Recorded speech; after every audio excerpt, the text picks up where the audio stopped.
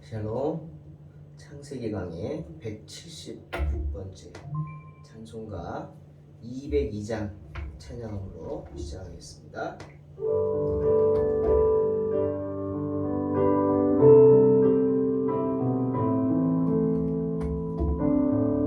하나님 아버지 주신 책은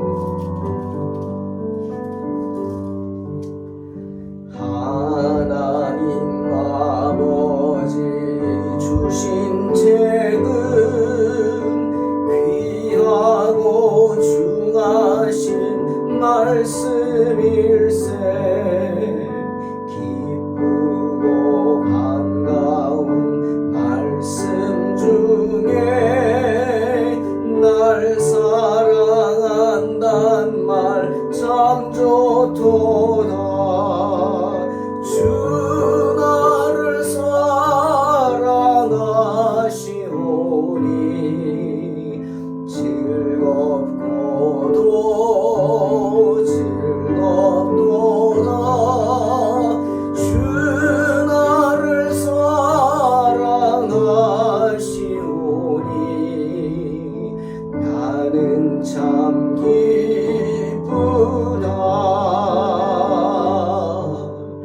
구속의 은혜를 저버리고 어긋난 딴 길로 가다가도 예수의 사랑만 생각하면 곧 다시 예수께 돌아오리.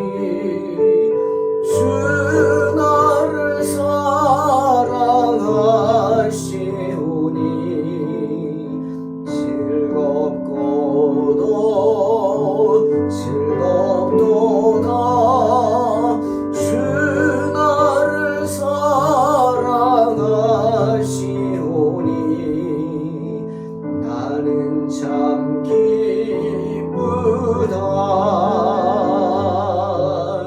주 예수 날 사랑하시오니 나 또한 예수를 사랑하네.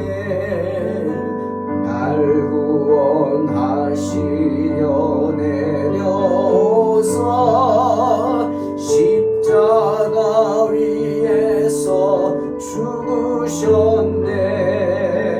주 나를 사랑하시오니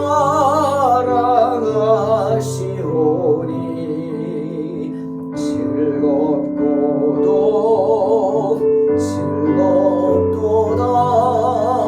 주 나를 사랑하시오니 나는 참 기쁘다.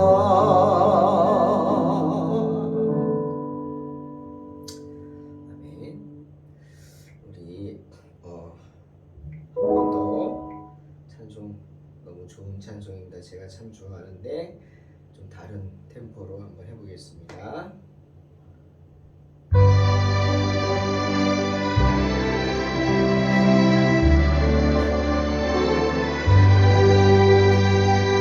하나님 아버지 주신 책은 귀하고 중하신 말씀일세. 기쁘고 반가운 말씀 중에 날 사랑한단 말 참 좋도다. 주 나를 사랑하시오니 즐겁도다 즐겁도다. 주 나를 사랑하시오니 나는 참 기쁘다. 구속의 은혜를 저 어긋난 딴 길로 가다가도 예수의 사랑만 생각하면 곧 다시 예수께 돌아오리. 아멘. 주 나를 사랑하시오니 즐겁도다 즐겁도다. 주 나를 사랑하시오니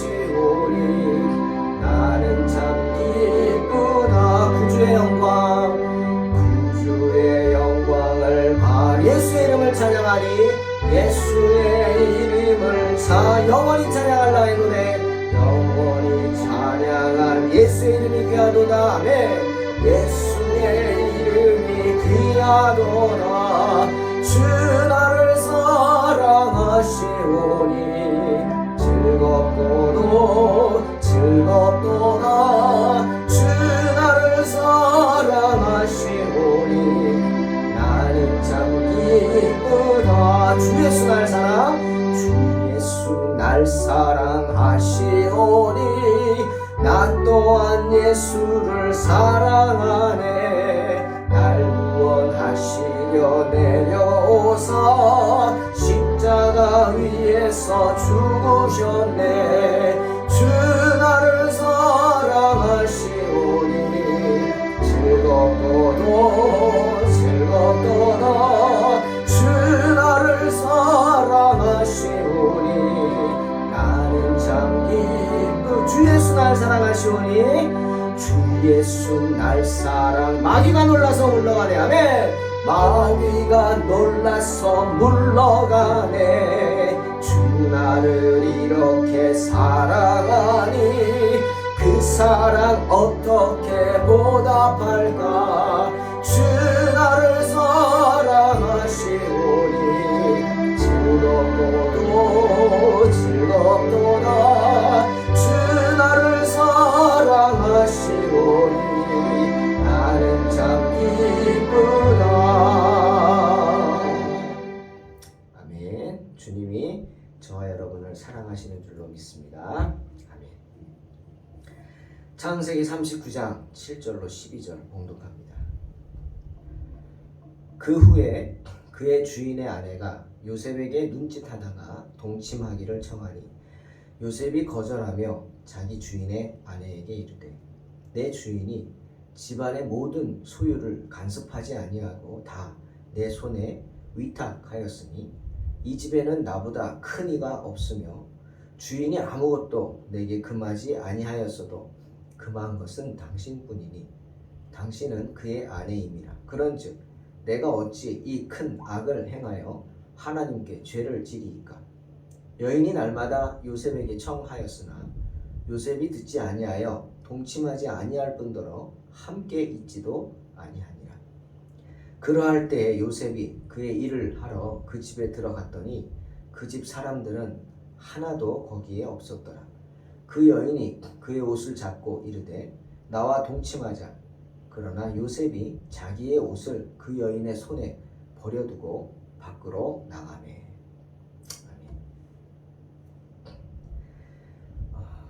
오늘 본문에서 우리는 요셉의 지혜로운 모습을 봅니다.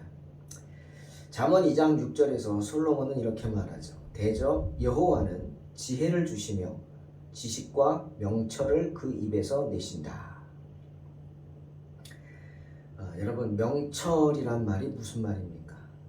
국어사전을 보면 명철은 총명하고 사리에 밝은 것을 말합니다. 즉 사리 분별을 잘하는 거죠. 사리 분별을 잘합니다. 한 예를 들면 어느 잔치집에 갑니다. 그러면은 자리 배치가 돼 있을 겁니다. 누가 봐도 여기는 상석이고 여기는 하석이다. 뭐 이런 거 말석이다. 알 수 있죠. 초대한 주인의 가까운 쪽이 상석이 되겠죠. 내가 갔을 때 어디에 앉습니까? 다짜고짜 그냥 좋다고 상석에 가서 앉습니까? 그건 지혜로운 게 아니죠. 만약 상석에 가서 앉아 있는데 주인이 원치 않으면 너 왜 거기 있냐? 다른 사람을 불러서 여기 앉으라고 그럽니다. 그럼 꼼짝없이 일어나서 온갖 창피를 당하고 말석으로 내려가야 합니다. 지혜로운 게 아니죠. 하지만 내가 말석, 아니 중간쯤 앉아 있으면 주인이 나를 찾죠. 아니 왜 거기 앉아 계시냐고, 일로 오시라고. 그리고 나를 상석으로 데려갑니다. 그러면 나는 어떻게 돼요? 창피를 당하는 게 아니라 사람들이 부러워하겠죠? 이게 지혜로운 겁니다. 사리에 밝은 거죠. 사리 분별을 잘하는 겁니다. 솔로몬은 사리 분별을 잘했어요. 지혜로웠어요. 명철했죠. 때문에 하나님께서 솔로몬의 일천번제를 받으시고 나타나셔서 너에게 무엇을 해줄까? 라고 물으셨을 때 솔로몬은 뭘 구했어요? 명예를 구하지도 않고 오래 사는 거, 권력, 원수를 없애달라 뭐 이런 거 하지 않고 지혜를 구했어요. 하나님 맡겨주신 왕국을 잘 다스릴 수 있도록 하나님 지혜를 주세요. 정말 지혜로운 말이죠. 명철하고 사리에 밝은 말입니다. 하나님이 딱 원하시는 말씀이었어요. 이 큰 왕국을 내가 어찌 다스립니까? 어린 내가 하나님 지혜를 주셔서 하나님의 나라를 잘 다스리게 해주세요. 여러분, 이게 명철입니다.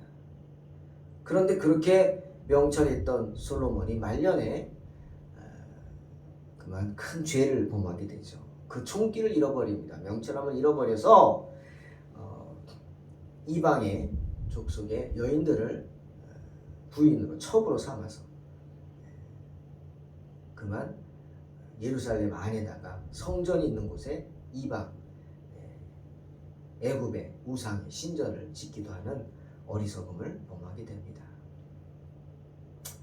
여러분, 지혜로운 사람은요, 지식만 가지는 것이 아닙니다. 오늘 지식도 주지만 뭐를 주셔요? 하나님이 명철을 주십니다. 명철.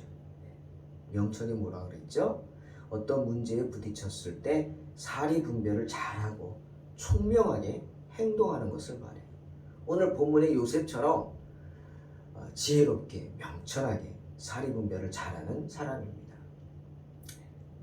음탕한 보디발의 아내가 자신과 동침하자고 끊임없이 유혹합니다. 아마 요셉이 아주 멋있게 잘생겼나 보죠.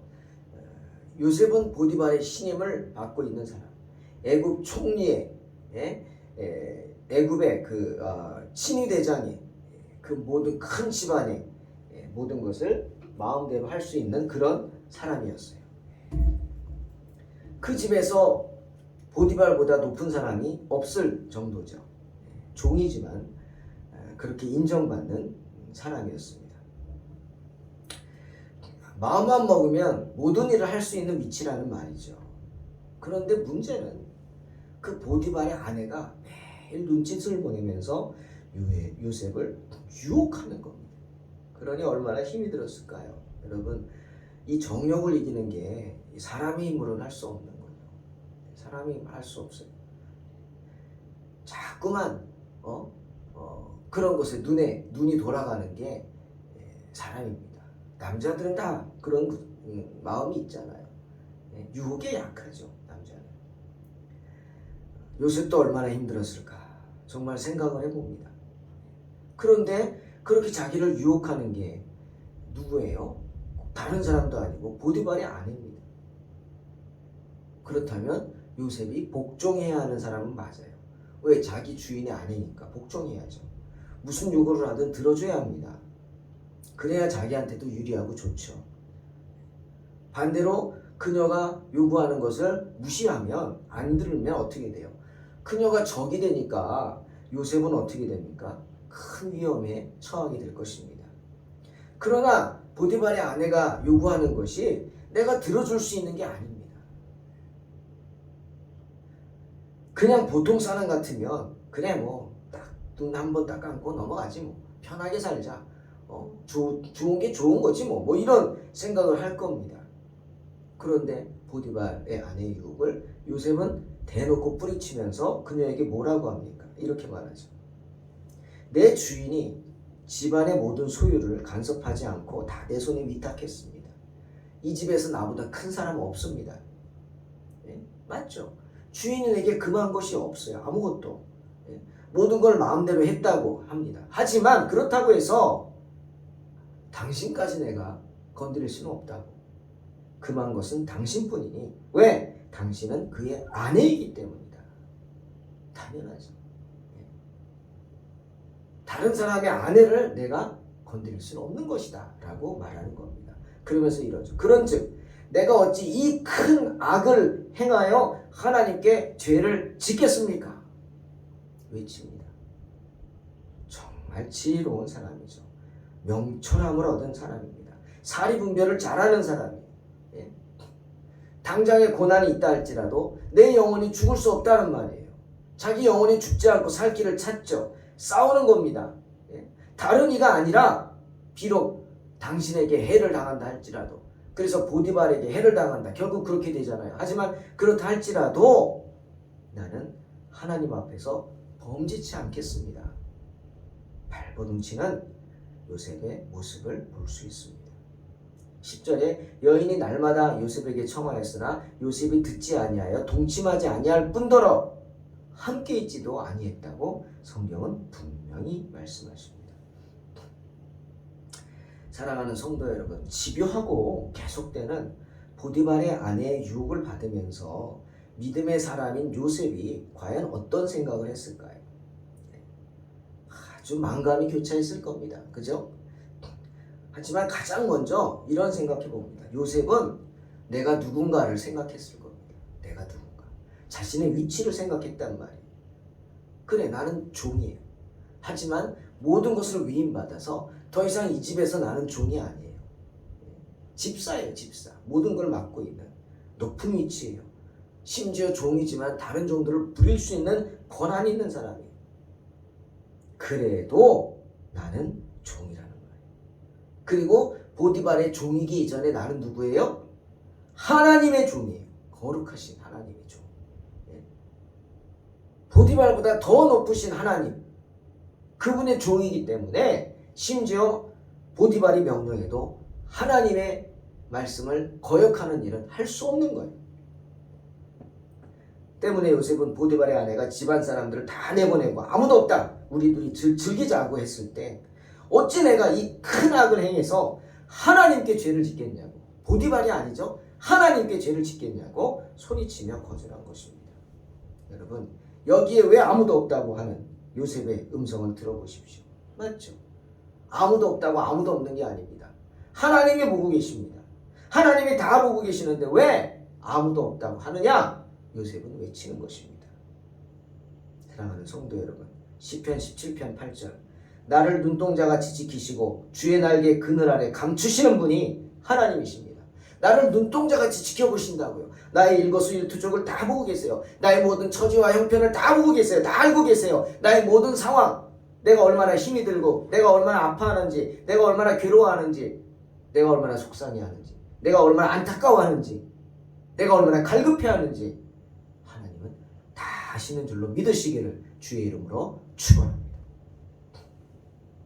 요셉은 자신이 하나님의 인도하심을 받는 하나님의 종임을 알았습니다.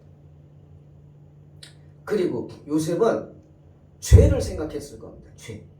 자신을 유혹하는 이 죄가 무엇인가, 어떤 죄인가 생각했을 거예요. 요셉은 이 죄를 뭐라 그랬어요? 그냥 죄라 그러지 않고 큰 악이라 그랬어요. 악도 큰 악이에요. 요즘 참 그렇습니다. 그렇죠? 뉴스에도 나오고 그러지만 또 어떤 분도 얘기해서 그 얘기들 들리는데, 요즘 노래방이라는 데가 노래방이 아니더라고요. 노래방이 아니에요. 기존에 사창가를 없애버리고 그러니까 이쪽으로 옮겨왔다는 거죠. 아주 타락한 곳이 노래방이 됐다, 뭐 이런 얘기를 하더라고요. 여러분, 정말 아무리 없애려고 해도 없앨 수 없는 게 정욕의 유혹입니다. 음욕이죠, 음욕. 아마 많은 사람들이 불륜을 저지르는 일을 뭐 사람들이 한 번쯤은 젊었을 때 그럴 수도 있지 라고 생각할지도 모르겠습니다. 젊은 시절 범할 수 있는 작은 과오라 뭐 이렇게 생각하는 사람들이 있을지 모르겠어요. 하지만 아닙니다. 하나님은 그렇게 생각하지 않습니다. 죄입니다. 요셉도 그렇게 생각하지 않았어요. 큰 악이라고 생각했어요. 여러분, 로마서 7장 13절에서 바울은 죄의 정체에 대해서 이렇게 이야기하죠. 죄라는 놈은 좋은 것을 내기로 해서 우리에게 접근한다고 바울이 말합니다. 맞는 말이죠. 네? 그럴듯한 것으로 감싸가지고 포장해서 위장해가지고 우리에게 다가오는 거. 더러운 똥을 아주 고급 포장지로 위장하고 덮고 뭐 해도 결국 혹해서 받게 되지만 다 뜯어보면 뭐가 나와요? 똥이 나오는 거예요. 더러운 똥이. 사탄은 그렇게 우리를 유혹한다는, 솔깃한 것으로, 특히 내 정욕을 자극하는 것으로 나에게 접근합니다. 하지만 그 결과 나에게 뭐가 있어요? 죽음뿐이 없습니다. 그래서 죄는 죄로 드러나게 되고 계명으로 말미암아 그 죄가 얼마나 악독한 것인지가 드러나게 되어 있다. 사도 바울은 로마서 7장 13절에서 분명히 말하고 있습니다. 자, 오늘 요셉이 말한 이 큰 악에 대한 계명이 뭡니까? 8계명, 출애굽기 20장 14절. 주님 분명히 말씀하시죠. 간음하지 말라. 그리고 요셉은 생각했을 겁니다. 내가 이 유혹을 뿌리치게 되면, 아니면 이 유혹에 넘어가게 되면 내가 누구를 대적하는 것인가? 그죠? 내가 유혹을 뿌리치게 되면 나는 보디발의 아내를 대적하는 것이고 그의 남편 보디발을 대적하게 되는 겁니다. 보디발이 그렇게 시키진 않았겠지만 아내가 엉뚱한 얘기를 하지 않겠습니까? 우리 결과 보잖아요. 자기가 그래놓고 요셉이 그랬다고 뒤집어 씌우잖아요. 그래서 꼼짝없이 당할 수밖에 없는 형편이죠. 그런 위치고 처지잖아요. 하지만 내가 이 유혹에 넘어가면 누구를 대적하는 거예요? 하나님을 대적하는 거죠. 하나님을 대적하는 거죠.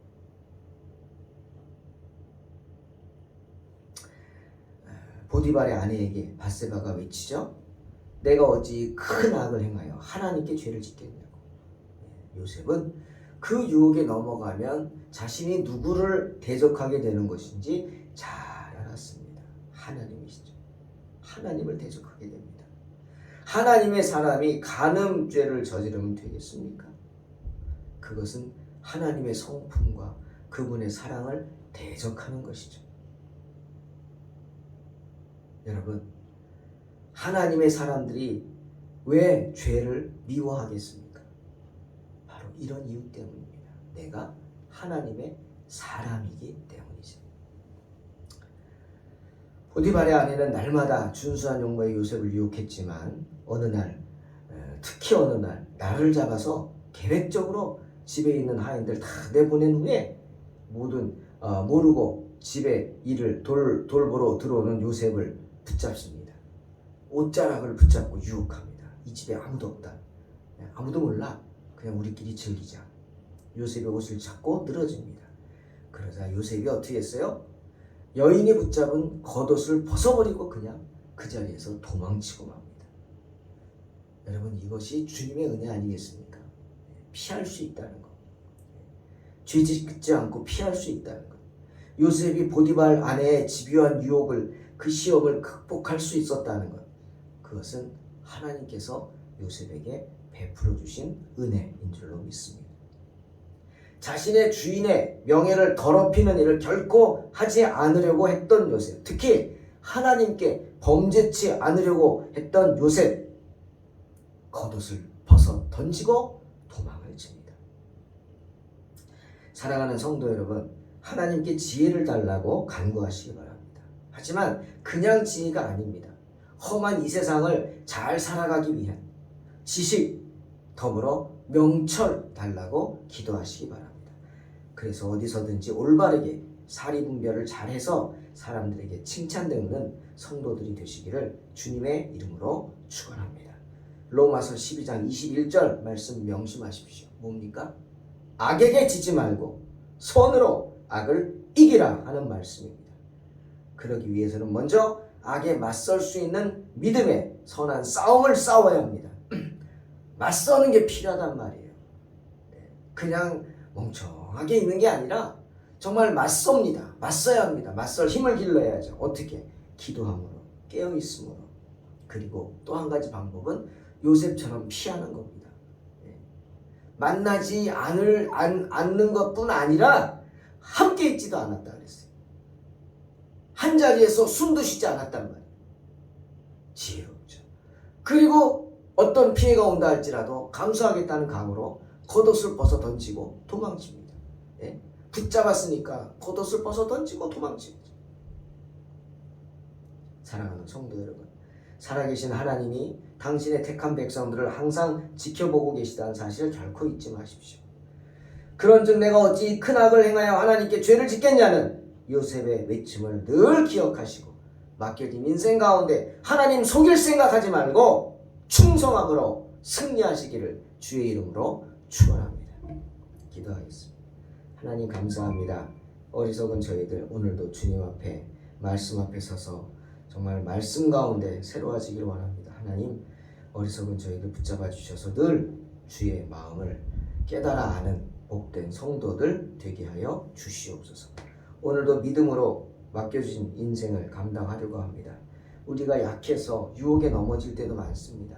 순간순간 이것이 하나님의 뜻인지 고민하며 나아갑니다.